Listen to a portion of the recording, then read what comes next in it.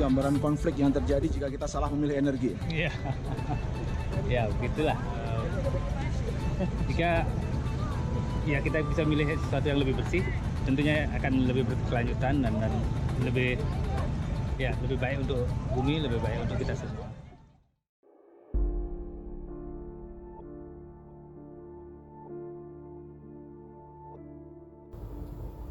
Batu bara merupakan salah satu sumber energi yang ada di bumi. Batu bara mempunyai peranan penting hampir di setiap belahan dunia dalam kaitannya sebagai sumber energi. Indonesia merupakan salah satu negara yang menggunakan batu bara dalam pemenuhan kebutuhan energinya. Contohnya energi listrik. Dalam menyuplai kebutuhan listrik di Indonesia, kita masih menggunakan batu bara. Bahkan saat ini proyek pembangunan energi listrik masih didominasi yang menggunakan batu bara. Batu bara sendiri mengandung unsur racun termasuk logam berat dan radioaktif. Ketika batu bara dibakar di pembangkit listrik, unsur racun ini terkonsentrasi pada hasil pembakaran, lalu menjadi abu terbang dan padat. Ketika abu ini berinteraksi dengan air, unsur racun ini dapat terlindikan secara perlahan, termasuk arsenik, boron, kadmium, heksavelan, kromium, timbal, merkuri, radium, selenium, dan talium ke lingkungan. Batu bara ini menjadi salah satu penyebab Indonesia mengalami kerusakan lingkungan yang masif dan tak terkendali. Batu bara yang dibakar menghasilkan fly ash dan bottom ash, atau bisa kita sebut faba. Berdasarkan kajian Global Pacific Health pada 2017, menunjukkan bahaya faba bagi anak-anak. Kajian ini menunjukkan anak-anak yang terpapar faba mengalami gangguan kesehatan dan gangguan tidur yang signifikan. Faba merupakan bentuk partikulat kecil mudah terhirup dan masuk ke jaringan paru-paru. Menurut kajian ini, selain menyebabkan inflamasi pada jaringan paru, paparan faba juga berujung pada kegagalan organ terkait maupun kognitif yang rendah. Masyarakat di sekitar PLTU telah menjadi saksi atas kerusakan lingkungan yang disebabkan oleh batu bara, mulai dari pertambangan, pengangkutan, hingga pembakaran untuk menjadi listrik. Masyarakat menjadi semakin rawan hidup di tengah udara tercemar yang tentunya sangat berbahaya bagi kesehatan. Di sektor hulu, penambangan batu bara juga tidak berhenti dan berkurang. Galian lubang tambang menyisakan bekas, berdampak pada kerusakan. Lubang tambang tercipta karena penambang mengambil batu bara dan kemudian pergi begitu saja setelah selesai beroperasi. Lubang di lahan itu bisa memiliki kedalaman hingga ratusan meter, dan sebagian beracun. Dampak yang dihasilkan yakni terjadi 40 kasus kematian yang mayoritas terjadi pada anak-anak. Ironisnya, dari puluhan kasus itu, hanya beberapa yang diusut polisi. Itu pun hanya menyentuh subkontraktor dan bukan pemegang izin usaha pertambangan. Padahal, dalam Undang-Undang Nomor 4 Tahun 2009 tentang pertambangan mineral dan batu bara, jelas disebutkan bahwa tanggung jawab persoalan ini ada di pemegang konsesi. Lalu baru-baru ini, Komisi Perlindungan Anak Indonesia menemukan seorang anak yang terpaksa harus ganti kornea mata karena sempat bernanah dan terus mengeluarkan air. Selain itu, KPAI menemukan satu keluarga yang memiliki 3 orang anak yang mengalami penyakit kulit yang menimbulkan gatal di sekujur tubuhnya. Dalam hal ini, pemerintah berkomitmen menuju energi bersih, menyadari dampak buruknya terhadap penggunaan batu bara, sehingga pemerintah berambisi untuk pensiunkan PLTU batu bara secara perlahan dan ketergantungan terhadap emas hitam akan ditinggalkan. Hal ini sejalan dengan komitmen pemerintah menuju emisi nol bersih pada 2060 mendatang. Baru-baru ini, Menteri Energi dan Sumber Daya Mineral Bapak Arifin Tasrif juga memastikan tidak akan ada PLTU batu bara baru di Indonesia. Semua pembangkit listrik akan diarahkan menuju energi terbarukan. Secara historis, Indonesia sudah bergantung dengan batu bara sebagai sumber pembangkit listrik sejak 1971. Persentase batu bara dalam bauran pembangkit listrik pun meningkat sejak saat itu. Bahkan saat ini, sekitar 67% listrik di Indonesia masih diperoleh dari pembangkit batu bara.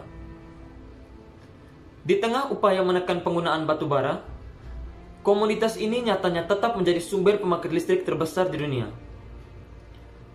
Badan Energi Internasional atau IEA pada 2019 menyatakan bahwa batu bara memegang 38% dari keseluruhan sumber pembangkit listrik global. produksi batubara dunia pun meningkat dari tahun ke tahun, terhitung sejak 2016 silam.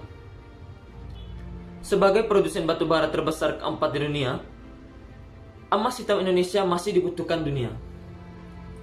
Apalagi, Indonesia semakin diuntungkan dengan kenaikan harga batubara di level dunia yang mencapai hingga angka $418 as per metrik ton yang terhitung sejak 7 Maret 2022. Sementara, harga batubara acuan atau HBA dalam negeri ditetapkan pada Maret ini sebesar $203,69 as per ton. Sejumlah negara-negara Eropa yang terdampak pasokan gas akibat konflik Rusia-Ukraina kini mulai melirik negara Indonesia. Mereka berencana beralih ke penggunaan batubara sebagai sumber energinya untuk menggantikan energi gas. Namun, di sini terlihat jelas ada permasalahan yang timbul ketika momentum ini justru dimanfaatkan para produsen batubara untuk menggenjot kapasitas produksinya. Dikhawatirkan, eksploitasi besar-besaran terhadap batubara bakal menimbulkan kerusakan alam yang sangat signifikan. Di tengah dinamika yang terjadi, upaya pemerintah melepas ketergantungan terhadap batubara semakin digaungkan. Apalagi setelah Asian Development Bank atau ADB meluncurkan skema mekanisme transisi energi atau dikenal sebagai ETM. ETM merupakan rencana ambisius yang akan memperbarui infrastruktur energi Indonesia dan mempercepat transisi energi bersih menuju emisi nol bersih dengan cara yang adil dan berbiaya yang terjangkau. ETM akan menggalang dana untuk mempercepat penutupan 5 hingga 7 pembangkit listrik tenaga batubara yang ada di negara Indonesia dan Filipina selama tahap perintisan dalam kurun waktu 2-3 tahun. ETM sekaligus mewadahi investasi pada berbagai opsi energi bersih alternatif di masing-masing negara tersebut. Skema pembiayaan ini terdiri atas 2 pembiayaan.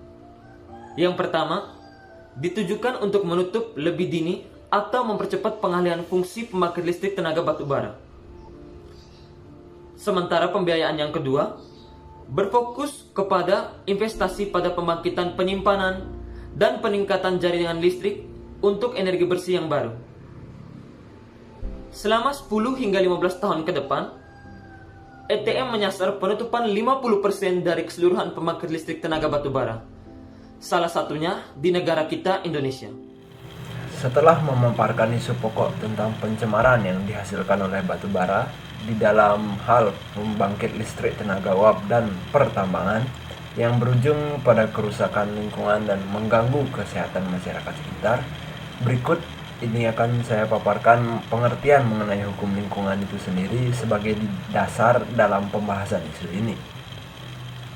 Hukum lingkungan dikenal dengan istilah environmental law di dalam bahasa Inggris, yang dalam pengertian sederhananya, hukum lingkungan diartikan sebagai hukum yang mengatur tatanan lingkungan hidup, di mana lingkungan mencakup semua benda dan kondisi termasuk di dalamnya manusia dan tingkah perbuatannya yang terdapat di dalam ruang di mana manusia berada dan mempengaruhi kelangsungan hidup serta kesejahteraan manusia serta jasad-jasad hidup lainnya. Adapun pengertiannya menurut para ahli, yang pertama ada Drunstein yang mengemukakan bahwa hukum lingkungan atau milieu re adalah hukum yang berhubungan dengan lingkungan, alam, naturally milieu dalam arti seluas-luasnya. Ruang lingkupnya berkaitan dengan dan ditentukan oleh ruang lingkup pengelolaan lingkungan. Dengan demikian, hukum lingkungan merupakan instrumentarium yuridis bagi pengelolaan lingkungan. Lalu ada Siti Sundari Rangkuti yang menyatakan bahwa hukum lingkungan menyangkut penetapan nilai-nilai yang sedang berlaku dan nilai-nilai yang diharapkan diperlakukan di masa mendatang, serta dapat disebut hukum yang mengatur tatanan lingkungan hidup. Hukum lingkungan adalah hukum yang mengatur hubungan timbal balik antara manusia dengan makhluk hidup lainnya yang apabila dilanggar dapat dikenakan sanksi. Nah, kegiatan yang tidak dipantau dapat menyebabkan turunnya kualitas lingkungan. kualitas lingkungan hidup khususnya, dan mengancam kelangsungan hidup manusia dan makhluk-makhluk yang ada di dalamnya. Untuk itu, perlulah dilakukan perlindungan dan pengelolaan lingkungan hidup yang sungguh-sungguh dan konsisten oleh semua pemangku kepentingan dan pemangku kebijakan. Kerusakan lingkungan hidup yang terus dibiarkan akan berdampak pada generasi hidup di masa yang akan datang. Untuk mengantisipasi akan dampak lingkungan yang ada dan sekiranya tidak menjadi terlalu parah dan tidak membahayakan untuk generasi berikutnya, perlu adanya aturan yang mengatur tentang itu dan menegakkannya kepada setiap orang yang melanggar terhadap peraturan-peraturan tersebut. Di mana melanggar di sini dalam artian dapat merusak lingkungan.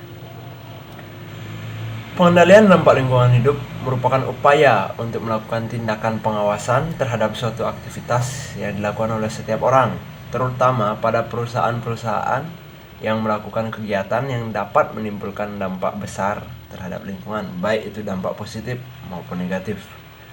Di dalam hal ini, dampak lingkungan hidup diartikan sebagai pengaruh atau perubahan pada lingkungan hidup yang diakibatkan oleh suatu usaha.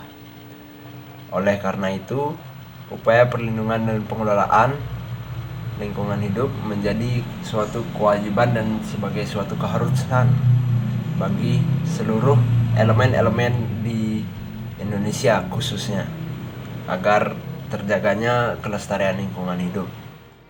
Pada pokok isu tentang pencemaran lingkungan yang dihasilkan oleh batu bara dalam hal pembangkit listrik tenaga uap, kita langsung akan tertuju pada kalimat kesehatan merupakan hak asasi manusia dan salah satu unsur kesejahteraan yang harus diwujudkan. Hal tersebut sesuai dengan cita-cita bangsa Indonesia, sebagaimana dimaksud dalam Pancasila dan pembukaan Undang-Undang Dasar Negara Republik Indonesia tahun 1945. Hak asasi merupakan hak yang melekat pada setiap orang sejak lahir sampai ia meninggal dunia. Undang-Undang Dasar 1945 mengamanatkan mengenai hak asasi manusia terhadap lingkungan dan kesehatan yang dijelaskan dalam Padang Tubuh yang menyatakan setiap orang berhak hidup sejahtera lahir dan batin, bertempat tinggal, dan mendapatkan lingkungan hidup yang baik dan sehat, serta berhak memperoleh pelayanan lingkungan kesehatan. Bukan hanya hak atas kesejahteraan hidup dan lahir batin, maupun orang juga berhak untuk mendapatkan lingkungan yang baik dan sehat pula. Ketentuan yang lebih lanjut juga dijelaskan dalam Undang-Undang Nomor 32 Tahun 2009 mengenai perlindungan dan pengolahan lingkungan hidup. Hal terkait isu di atas dijelaskan dalam Pasal 655 Ayat 1 Undang-Undang PPLH yang menyebutkan setiap orang berhak atas lingkungan hidup yang baik dan sehat sebagai bagian dari hak asasi manusia. Seharusnya dalam hal pencemaran lingkungan yang dihasilkan oleh PLTU tidak terjadi, karena sebelumnya terdapat pengaturan tentang AMDAL, yaitu dalam Pasal 22 Ayat 1 Undang-Undang PPLH yang menjelaskan setiap usaha dan atau kegiatan yang berdampak penting terhadap lingkungan hidup wajib memiliki AMDAL. Selain itu, dalam Undang-Undang Nomor 36 Tahun 2009 tentang Kesehatan juga menyebutkan bahwa selain jaminan pemerintah mengenai lingkungan yang sehat dan tidak mempunyai risiko buruk bagi kesehatan, dalam upaya mewujudkan kualitas lingkungan yang sehat tersebut ditujukan untuk mencapai derajat kesehatan yang setinggi-tingginya. Pencemaran udara maupun air di sekitar kawasan PLTU tentu memberikan dampak negatif yang mengganggu kesehatan bagi masyarakat sekitar. Pengertian atas pertambangan dan batubara dijelaskan dalam Pasal 1 Butir 1 Undang-Undang Nomor 3 Tahun 2020 dan Pasal 1 Butir 3 Undang-Undang Nomor 3 Tahun 2020. Dalam isu yang kita bahas, seharusnya terdapat kegiatan eksplorasi dalam rangka pertambangan. Menurut Pasal 1 Butir 15 Undang-Undang Nomor 3 Tahun 2020, eksplorasi adalah tahapan kegiatan usaha pertambangan untuk memperoleh informasi secara terperinci dan teliti tentang lokasi, bentuk, dimensi, sebaran, kualitas dan sumber daya terukur dari bahan galian, serta informasi mengenai lingkungan sosial dan lingkungan hidup. Yang dimana seharusnya tidak ada kerusakan lingkungan yang terjadi atas pertambangan batu bara karena sudah memahami tentang informasi mengenai lingkungan sosial dan lingkungan hidup. Sesuai pasal 1 butir 25 Undang-Undang Nomor 3 Tahun 2020, setiap pertambangan mineral termasuk batu bara harus melakukan analisis mengenai dampak lingkungan atau disingkat AMDAL, yang mengkaji mengenai dampak besar dan penting suatu usaha atau kegiatan yang direncanakan pada lingkungan hidup yang diperlukan bagi proses pengambilan keputusan tentang penyelenggaraan usaha dan atau kegiatan. Sesuai yang dijelaskan tersebut, sudah jelas tentang bagaimana pertambangan telah melakukan AMDAL, sehingga seharusnya minim terjadi perusakan lingkungan akibat tambang batu bara. Selanjutnya, pertambangan juga harus melakukan kegiatan pasca tambang sesuai Undang-Undang Nomor 3 Tahun 2020 tentang kegiatan terencana, sistematis, dan berlanjut setelah sebagian atau seluruh kegiatan usaha pertambangan untuk memulihkan fungsi lingkungan alam dan fungsi sosial menurut undang-undang lokal di seluruh wilayah penambangan. Lingkungan dalam peraturan ini sangatlah diperhatikan karena lingkungan juga dijamin oleh Undang-Undang Dasar Republik Indonesia. Hal tersebut dibuktikan dalam pasal 8A Undang-Undang Nomor 3 Tahun 2020 ayat 2 poin B, di mana rencana pengelolaan batu bara nasional disusun dengan mempertimbangkan pelestarian lingkungan. Hal tersebut sudah secara jelas bahwa lingkungan adalah hal yang sangat penting dan harus dijaga. Maka oleh karena itu, kerusakan lingkungan akibat pertambangan batu bara seharusnya tidak boleh terjadi jika menimbang peraturan di atas. Seperti yang kita ketahui, jika dampak negatif pertambangan batu bara terhadap lingkungan sangat merusak. Ada beberapa perusahaan pertambangan yang tidak bertanggung jawab terhadap hasil kegiatan pertambangannya, sehingga tidak heran banyak bekas penambangan yang dibiarkan begitu saja. Pertambangan batu bara berpotensi memiliki dampak negatif pada lingkungan, seperti pencemaran air. Permukaan batu bara yang mengandung pirit atau besi sulfide yang berinteraksi dengan air bisa menghasilkan asap sulfat yang tinggi, sehingga terbunuhnya ikan-ikan di sungai, tumbuhan, dan biota air yang sensitif terhadap perubahan pH yang drastis. Batu bara yang mengandung uranium dalam konsentrasi rendah, thorium, dan isotop radioaktif yang terbentuk secara alami, jika dibuang juga bisa mengakibatkan kontaminasi radioaktif. Untuk itu, kita sebagai warga Indonesia haruslah memiliki kesadaran untuk mengatasi kerusakan lingkungan akibat pertambangan batu bara tersebut. Antara lain, kegiatan pertambangan tidak bisa dilakukan secara sembarangan. Perlu adanya izin dari pemerintah setempat untuk mencegah hal-hal berbahaya yang memberikan dampak negatif bagi lingkungan di sekitar. Ada baiknya, pemerintah tidak sembarangan dalam memberikan izin pembangunan. Namun, pada kenyataannya telah banyak ditemukan pertambangan ilegal yang bebas beroperasi menggali sumber daya alam yang ada. Dan sudah tentu, kegiatan pertambangan yang dilakukan tidak sesuai dengan prosedur resmi penambangan. Perusahaan pertambangan legal biasanya sudah mendapat izin dari pemerintah setempat dan tentunya mengelola hasil tambang tanpa perlu merusak lingkungan di sekitar. Mencabut izin operasi perusahaan pertambangan yang melanggar AMDAL atau analisis mengenai dampak lingkungan. Sudah tentu syarat dari perusahaan pertambangan dapat terus berjalan, yaitu dengan tidak melanggar AMDAL yang sudah ada. Jika perusahaan tersebut terbukti telah melanggar dan melakukan pencemaran lingkungan, pemerintah berhak untuk memberhentikan izin operasi perusahaan tersebut. Jika tidak, perusahaan tersebut akan terus melakukan pertambangan tanpa melihat kerusakan yang telah mereka perbuat. Kemudian, pilih cara yang tepat untuk mengurangi dampak kerusakan lingkungan. Dalam perusahaan pertambangan sendiri bisa mendesain sedemikian rupa struktur bangunan serta alat pertambangan agar tidak terlalu merusak alam. Seperti contoh, dalam melakukan flotasi bisa dilakukan tanpa menggunakan tenaga pompa untuk dapat menarik sumber daya alam dari dalam bumi.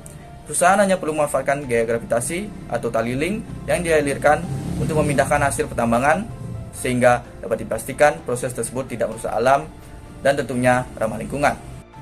Dan juga penting memberikan edukasi pada setiap warga sekitar tentang bahaya pertambangan ilegal. Negara Indonesia perlu mempertegas kebijakan perizinan, baik izin lingkungan maupun izin usaha pertambangan yang terpadu yang mengacu pada konsep pembangunan yang berkelanjutan dan berwawasan lingkungan, sebagai upaya preventif terjadi pencemaran dan kerusakan lingkungan hidup. Sesuai dengan prinsip pencemaran membayar yang diatur pada pasal 2 huruf J UU PPLH, perlu kiranya adanya penelitian lanjutan berkenaan dengan pemenuhan hak-hak warga negara, khususnya hak atas lingkungan hidup yang baik dan sehat yang telah dilanggar akibat kegiatan pertambangan batubara di Indonesia.